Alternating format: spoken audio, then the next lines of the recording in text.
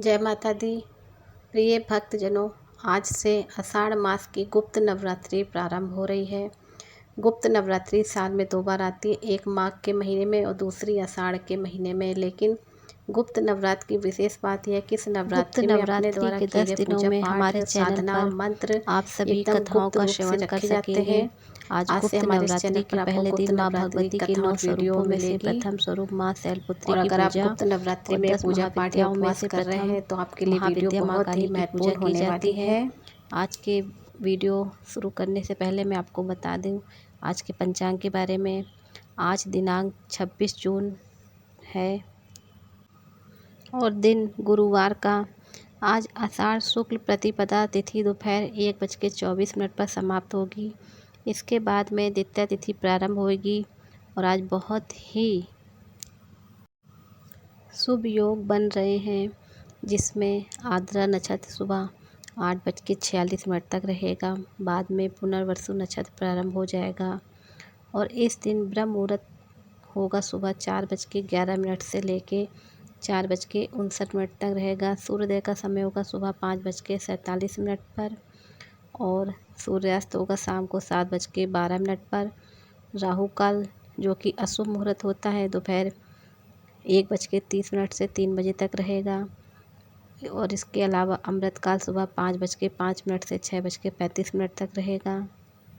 आप अमृत काल में सुबह की पूजा कर सकते हैं और आज शाम की पूजा आप शाम को 7:23 से 8:23 तक कर सकते हैं और इसके बीच में भी कर सकते हैं। और इन सब में गोधूली मुहूर्त में भी सबसे उत्तम है, जो कि आज शाम को 7:21 से 7:42 तक रहेगा। माँ काली की पूजा निशिता मुहूर्त काल में शुभ होती है और ऐसा करने से लाभ भी होता है। आज निशिता मुहूर्त होगा मध्य रात्रि 12:04 से 12:44 तक रहेगा। ऐसी मान्यता है कि गुप्त नवरात्रि में अगर पूजा पाठ या उपवास को आप पूरी तरह से गुप्त रखते हैं, गुप्त तरीके से करते हैं, तो सभी सिद्धियों की, सभी साधनाओं की पूर्ति होती है और फलित होती हैं और सारी मनोकामनाएं भी पूरी होती हैं। जिस कामना के साथ आप रख रहे हैं गुप्त नवरात्रि में, सभी कामनाएं, सभी सिद्धियां शीघ्र ही पूर्ण होती हैं, ऐसी मान्यता है। आइए कथा श्रवण करते हैं। एक पौराणिक कथा के अनुसार एक बार ऋषि श्रृंगी ने अपने भक्तों को दर्शन दे रहे थे, तभी अचानक भीड़ में से एक स्त्री निकलकर सामने आई। उस स्त्री ने श्रृंगी ऋषि से कहा कि हे मुनिवर, मेरे पति हमेशा गलत कामों से घिरे रहते हैं, जिस कारण मैं ना तो पूजा पाठ कर पाती हूँ, ना ही धर्म या भक्ति से जुड़ा कोई भी काम कर पाती हूँ। लेकिन मैं माँ दुर्गा की उपासना करना चाहती हूँ। तब ऋषि श्रृंगी ने कहा उस महिला से कि चैत और शारदीय नवरात्रि के विषय में तो सभी लोग जानते हैं, हालांकि इसके अलावा 2 नवरात्रि हैं जो गुप्त होती हैं, जिन्हें गुप्त नवरात्रि कहा जाता है। उन्होंने कहा कि प्रकट नवरात्रों में 9 देवियों की उपासना होती है और गुप्त नवरात्रों में 10 महाविद्याओं की साधना की जाती है। इन नवरात्रों की प्रमुख देवी का स्वरूप का नाम सर्वकारिणी देवी है। यदि इन गुप्त नवरात्रों में कोई भी भक्त माता दुर्गा की पूजा साधना करता है तो माँ उसके जीवन को सफल कर देती है। ऋषि श्रृंगी ने कहा कि लोभी, कामनी, वैष्णी, मांसाहारी अथवा पूजा पाठ ना कर सकने वाला भी यदि गुप्त नवरात्रों में माता की पूजा करता है तो उसे जीवन में कुछ और करने की आवश्यकता ही नहीं रहती है। उस स्त्री ने कहा, ऋषि श्रृंगी के वचनों पर पूर्ण श्रद्धा करते हुए गुप्त नवरात्रि की पूजा की। माँ उस पर प्रसन्न हुई और उस स्त्री के जीवन में परिवर्तन आने लगा। उसके घर में सुख शांति आ गई। पति जो गलत रास्ते पर था, सही मार्ग पर आ गया। गुप्त नवरात्रि की माता की आराधना करने से उनका जीवन पुनः खिल उठा।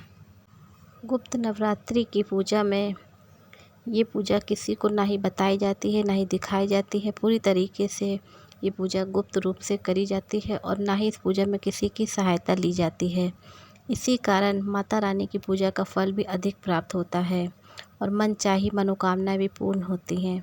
और सबसे खास बात यह है कि प्रत्येक महाविद्या और अपने स्वरूप के अनुसार अपने भक्तों को फल भी प्रदान करती हैं।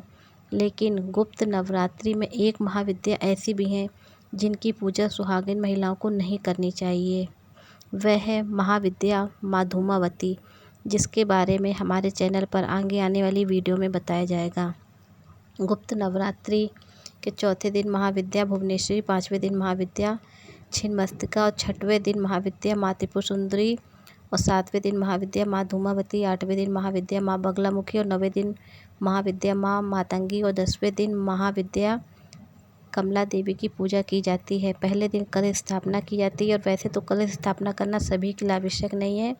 जो लोग कलश स्थापना करने में असमर्थ हैं, क्योंकि जल कलश स्थापना की जाती है तो ऐसे में आपके घर पर आने वाले लोगों को किसकी व्यवस्था नहीं हो सके तो आप उसको अलग कमरे में करें, नहीं तो आप कलश स्थापना नहीं करें।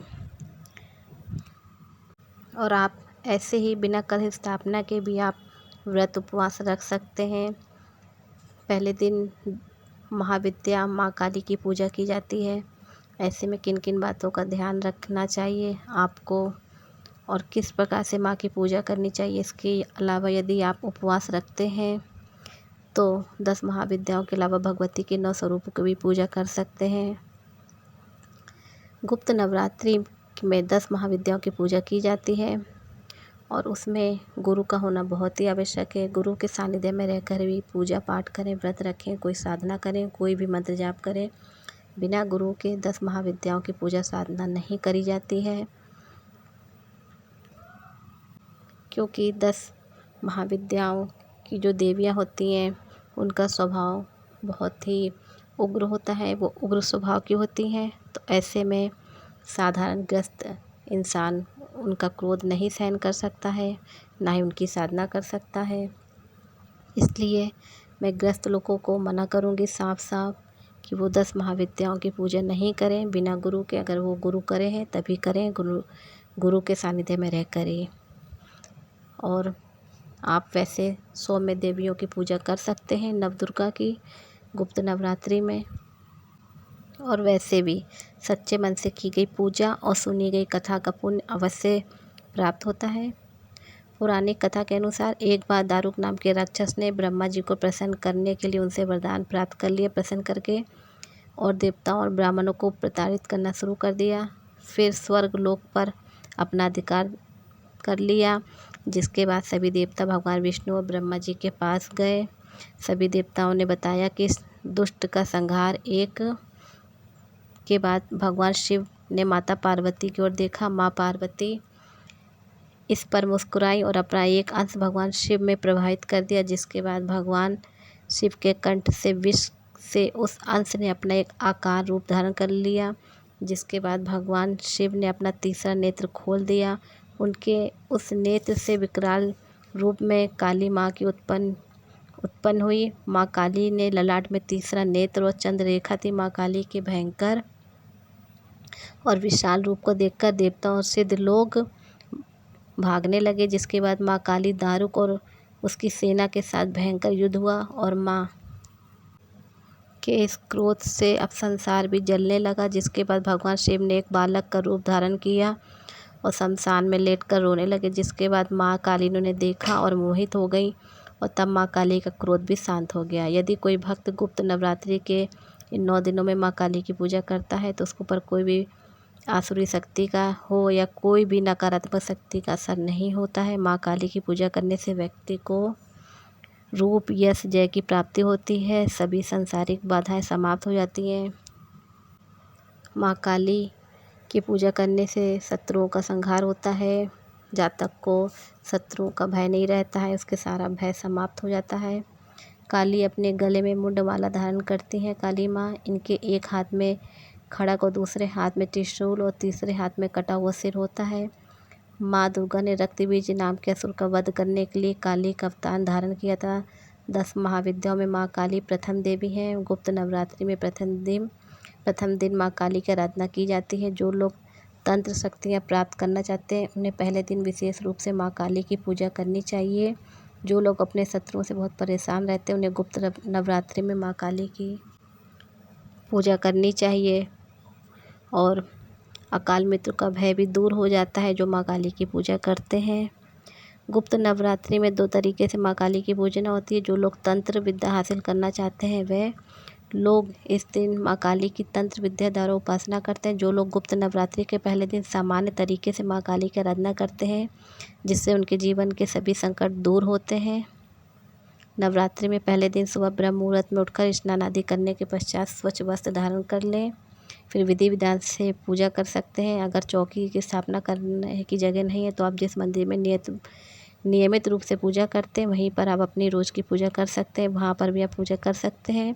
माँ काली की प्रतिमा और भगवान श्री गणेश जी की प्रतिमा की स्थापना करें और सभी पर गंगा जल छिड़के। धातु की प्रतिमा है तो स्नान कराएं, सबको रोली कुमकुम का तिलक लगाएं, अक्षत लगाएं और लाल पुष्प काली माँ को चढ़ाएं। फल फूल नैवेद्य आदि अर्पित करें। विधि विधान और श्रद्धा के साथ माँ काली की पूजा करें। आप माँ के समक्ष घी का या फिर तेल का, सरसों के तेल का या तिल के तेल का दीपक जलाएं। ध्यान रखें कि जिस आसन पर आप बैठ रहे हैं वह सूती होना चाहिए माँ काली का। उसके बाद आप कथा पढ़ें या सुने। इस दिन दुर्गा सप्तशती का पाठ भी करना चाहिए और उत्तम होता है। और कथा के बाद सबसे अंत में कपूर जलाकर आरती करें लौंग और कपूर से। और उसके बाद प्रसाद के रूप में माँ काली को आप जो भी आप भोग लगाना चाहते हैं वो भोग लगाएं मिठाई का। वैसे तो माँ काली को गुड़ का और चने का भोग लगता है माँ काली की पूजा में, लेकिन अगर आपके पास जो भी भोग है वो आप चढ़ा सकते हैं माँ काली को। इसके बाद मौसमी फलों का और लौंग बतासे सुपारी इलायची का पान का भोग लगाएं, माँ काली को अर्पित करें पूरे 10 दिनों तक। इसी विधि से आप पूजा करें भगवती की और 10 महाविद्याओं की। और कथा करने के बाद अंत में आरती करें। और आप मंत्र जाप भी कर सकते हैं इन 10 दिनों में गुप्त नवरात्रि के। और आपसे अगर पूजा पाठ में कोई गलती हो जाती है तो आप क्षमा प्रार्थना कर लें, माँ से सच्चे मन से क्षमा प्रार्थना कर लें। व्रत में अगर कोई गलती हो जाती है तो उसके लिए भी आप अपने क्षमा प्रार्थना कर लें। और नवरात्रि में आपको सभी नियमों का पालन करना चाहिए, जैसे आप शारदीय नवरात्रि में, चैत्र नवरात्रि में करते हैं वैसे करें। शाम के समय भी आपको फलाहार कर सकते हैं आप व्रत में, और शाम के समय भी आपको माँ की पूजा करनी है। दिन के समय में आप दूध, फल, चाय आदि ले सकते हैं। बाहर के पैकेट वाले जूस का सेवन नहीं करना चाहिए। जितना हो सके आपको घर का ही आपको फलाहार खाना चाहिए। बाहर के सामानों से आपको खाने से बचना चाहिए। गुप्त नवरात्रि में आपको ब्रह्मचर्य का पालन करना चाहिए, सभी नियमों का। तामसिक चीज़ों से दूर रहना चाहिए, उनका सेवन नहीं करना चाहिए। गुप्त नवरात्रि में दाढ़ी, बाल, नाखून भी नहीं काटने चाहिए। गुप्त नवरात्रि में आप गरीबों को ऐसी वस्तुओं का दान करें जो उनके काम में आने वाली हों। इससे माँ की कृपा मिलती है और दूसरों की दुआएं भी मिलती हैं। दर्शकों, वीडियो पसंद आई हो तो वीडियो को लाइक करें, शेयर करें, कमेंट करें और सब्सक्राइब करने पर बेल आइकन को प्रेस कर लें ऑल पर। और वन दुर्गा चैनल को सब्सक्राइब